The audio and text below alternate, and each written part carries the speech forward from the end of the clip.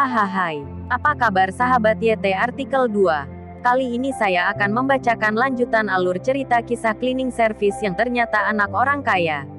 Tapi, sebelum mendengarkan kisah ceritanya, silahkan cari posisi yang nyaman dan jauhi keramaian. Dan jangan lupa pasang headsetnya. Dan inilah alur cerita kisah seorang cleaning service yang ternyata anak orang kaya. Episode 259, Kisah Seorang Cleaning Service yang Ternyata Anak Orang Kaya. Rahman, jika terjadi sesuatu kepada Agnes, aku akan membunuhmu. Di luar kantor polisi, Luna melihat Rahman dengan tajam, matanya hampir merah karena menangis. Dia pulang kerja lebih awal hari ini. Dia berpikir bahwa dia sudah beberapa hari tidak menjemput Agnes, maka dia datang menjemput Agnes sendiri. Kemudian dia baru mengetahui bahwa siang tadi Agnes diculik. Kemudian dia segera menelepon Rahman, kemudian Rahman mengatakan yang sebenarnya. Dia sudah memikirkannya seharian, tapi dia belum menemukan anaknya juga. Luna sangat khawatir dan juga takut. Ini semua karena Rahman. Jika bukan karena Rahman yang telah menyinggung orang, bagaimana mungkin seseorang menculik Agnes? Rahman merokok dengan diam, hatinya juga sangat kacau. Setelah menonton rekaman lalu lintas, ada seseorang yang membawa Agnes naik ke atas bus, juga sedang mengarah ke distrik Banjarmasin. Tidak ada kamera yang dipasang di sekitar 2 km di area Banjarmasin, tidak ada yang tahu apa yang telah terjadi setelah itu. Rahman seperti akrab melihat tampang orang itu, tapi hatinya sangat gelisah. Tidak disangka orang itu adalah orang yang telah ditolongnya waktu itu. Orang bernama Danu sudah ditangkap, kami sedang membawanya ke sini. Jenderal Umar keluar dan menyalakan rokoknya juga. Bagaimana dengan Agnes, apakah dia bersamanya? Rahman bertanya dengan penuh emosi. Jenderal Umar menggelengkan kepalanya. Rahman merasa sedikit kecewa, hatinya menjadi sangat khawatir. Setelah Danu sampai di kantor polisi, dia mengatakan semuanya dari waktu dia mengenali Agnes sampai dia memukul Bagas. Dia mengatakan semuanya. Mendengar penjelasannya, Rahman tahu bahwa Agnes dibawa pergi oleh orang lain. Tapi tidak tahu siapa yang membawa pergi Agnes, Danu juga tidak tahu. Tapi ini membuat Rahman merasa lebih khawatir lagi. Karena dia memikirkan orang-orang Melanie, memikirkan orang yang mereka cari. Tuan, aku tidak peduli siapa kamu, jika kalian melukai Agnes, aku pasti akan membunuh kalian. Rahman sangat marah dan matanya penuh aura pembunuhan. Semalaman, semua orang Messi maupun pihak polisi, membantu mencari keberadaan Agnes. Rahman dan Luna juga tidak tidur semalaman. Sampai jam 9 pagi, ketika keluar untuk sarapan, Rahman akhirnya menerima sebuah panggilan yang tidak dikenal. Orang asing yang meneleponnya, tapi itu adalah aksen kota Yuzoda. Meskipun pihak lawan sudah merubah aksennya dengan sengaja, tapi Rahman masih bisa mendengarnya. Jika kamu ingin menyelamatkan putrimu, sebelum jam 1 siang pergi mendaftar ke Rostone Association, mewakili Rostone Association kota Yuzoda dan pergi ke offshore untuk mengikuti kompetisi pertaruhan catur. Orang itu menutup teleponnya, dia memberi Rahman kesempatan untuk bertanya. Rostone Association, kompetisi pertaruhan catur. Rahman menyipitkan matanya, dia langsung terpikir, apakah orang Rostone Association yang telah menculik Agnes? Tapi dia segera menggelengkan kepalanya, hal seperti ini, dia tidak percaya dilakukan oleh Rostone Association. Juga tidak percaya bahwa mereka berani melakukan ini. Ini jelas strategi pihak lawan. Tetapi apa maksud mereka melakukan ini? Rahman memijit dahinya, dia memeras otaknya, juga tidak tahu apa maksud pihak lawan. Siapa yang menelepon? Luna bertanya. Pihak lawan. Rahman berkata dengan suara berat. Pihak yang membawa Agnes. Luna bertanya dengan panik. Iya. Rahman mengangguk. Apa yang dia katakan? Mereka mau berapa?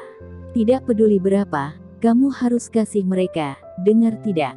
Luna berkata dengan suara yang berat. Bagus jika mereka menginginkan uang.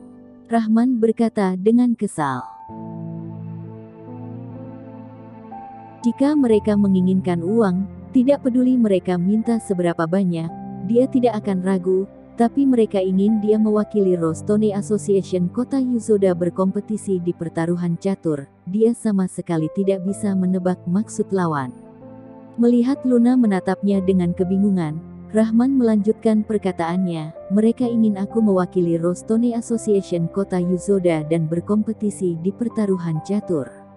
Berkompetisi di pertaruhan catur. Luna tertegun, logika seperti apa ini? Rahman mengangguk dan mengirim nomornya kepada Jenderal Umar, tolong bantu aku memeriksa pihak lawan, siapa mereka dan telepon datang dari mana. Jenderal Umar yang ada di kantor polisi segera meminta orang untuk memeriksa nomornya setelah mendapat kabar dari Rahman. Segera hasilnya keluar. Ini adalah nomor kartu tanpa sistem nama asli. Dia meminta orang mencoba menelepon nomor itu, tapi itu menunjukkan bahwa teleponnya sedang dimatikan. Setelah mendapat kabar dari Jenderal Umar, Rahman tidak banyak berpikir. Dia bersiap pergi ke Rostone Association. Sekarang dia hanya bisa melakukan apa yang diinginkan oleh pihak lawan. Jam 10 pagi, Rahman sudah sampai ke Rostone Association. Di dalam Rostone Association, Rahman melihat Eko, Alpius dan Albagus mereka bertiga.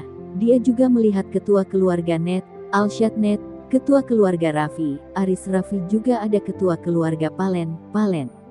Matanya melihat orang-orang yang ada, mereka juga sedang melihatnya. Rahman, sini, duduk. Alpius berkata dengan sedikit terkejut. Mereka berpikir Rostone Association Offshore kali ini, seharusnya mengirim orang untuk ke sana. Ini adalah untuk mewakili kota Yuzoda. Mereka bertiga tahu kemampuan mereka. Mereka dapat mendominasi di kota Yuzoda, tetapi jika sudah keluar dari kota Yuzoda maka mereka tidak sanggup. Maka mereka bertiga tidak ingin kehilangan muka. Tidak disangka Rahman datang. Bahkan dua master yang sebelumnya berprasangka terhadap Rahman juga tidak berani macam-macam dengannya. Saudara Rahman, apakah kamu berencana mewakili kota Yuzoda kami untuk berpartisipasi dalam Rostone Association Offshore? Palen bertanya penuh pengharapan kepada Rahman. Jangan melihat Rahman yang masih sangat muda. Di belakangnya ada dukungan besar dari Penatua Albuchori. Palen juga tidak berani macam-macam. Apalagi pemuda yang bisa membuat keluarga Raffi nyaris terancam, mereka juga tidak berani meremehkannya. Alshad dan Aris Raffi, mereka berdua juga sedang menatap Rahman, hanya saja ada pandangan bermusuhan dari mata Aris Raffi.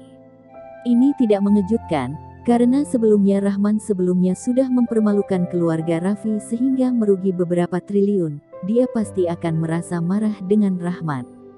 Setelah mendengar kata-kata Palen, Rahman menyipitkan matanya dengan perlahan. Dia berpikir apakah mereka yang telah menculik Agnes, kemudian menggunakan Agnes untuk memaksaku ke offshore. Jika kalian tidak takut aku akan mempermalukan Rostone Association Kota Yuzoda, aku bisa ikut berpartisipasi. Rahman berkata sambil mengangkat alisnya. Bagaimana mungkin, Rahman? Sejujurnya, ketika kami mendapat undangan dari Rostone Association Offshore, kamu adalah orang pertama yang kami pikirkan. Alpius berkata sambil tersenyum. Ketika mereka menerima undangan beberapa hari yang lalu, mereka benar-benar memikirkan Rahman. Namun Albagus dan Eko tidak ingin memohon kepada Rahman. Alpius juga tidak punya keyakinan, dia juga takut ditolak oleh Rahman. Karena sebelumnya Ruben mengundangnya ke acara pindahan rumah Rahman, dia sudah tahu bahwa Rahman adalah pengusaha yang sebenarnya, dia tidak sama dengan mereka semua dan mendedikasikan hidupnya untuk penelitian Rostone. Dia ingin mengundang Rahman untuk mewakili mereka untuk berkompetisi, dia tidak yakin jadi dia akhirnya juga tidak menelepon Rahman. Palen dan tiga ketua lainnya setuju Rahman untuk pergi berkompetisi, wajahnya tampak tersenyum. Sebelumnya Rahman di ajang pertemuan akbar barang antik keluarga Net, dengan mudah mengalahkan Robi, pemain tingkat nasional peringkat ketiga. Rahman bersedia berpartisipasi, semua orang melihat harapan kota Yuzoda akan menjadi terkenal. Bersambung.